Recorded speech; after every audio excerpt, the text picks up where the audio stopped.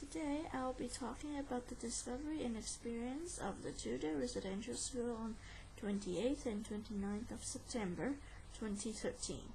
There are a wide variety of wildlife senses.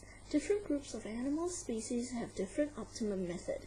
Trapping is one of the very common use techniques, and it has a wide range of relative methods and equipment for different sized animals. For instance, small terrestrial mammals are especially often trapped in Elliott trap and pitfall traps, while cages are for medium to large sized animals. Traps should not be obvious and should be weatherproof, especially from direct sunlight and prevention of water accumulation. Food, which is bait, is usually an important assisting role for the animals to enter traps. Although the trapping technique is very useful, it is very time-consuming.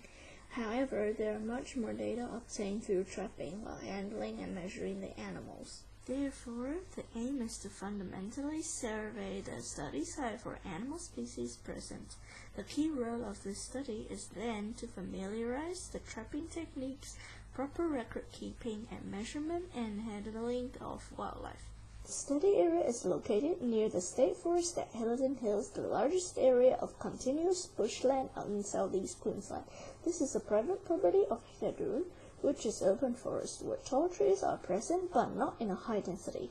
Some section of the site is covered in grass, others were more rock-based landscape. The study site is situated on a hill, but the majority of trapping site is only slightly tilted. 3 sites were established and surveyed over 2 nights and 1 day interval. 15 pitfall traps, 15 cage traps, and 150 Elliott traps were used in this study. Peanut butter baits were used in Elliott traps for small animals. The pitfall traps were also used for smaller animals, but instead of bait, this method requires strip fences to increase capture rate. The cage traps, on the other hand, senses medium-sized creatures, using strawberry jam sandwich baits. The passive soil plot is in addition to sample medium to large vertebrates. However, the soil plots can only prove the presence of the species instead of the population. This data was obtained from the 2 mornings of trap checking.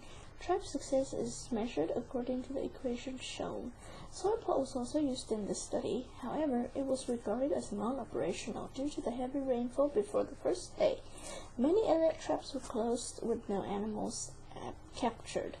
According to the high rates of possums caught in that knot, suggested that non-functional Elliott traps might be triggered by the possums.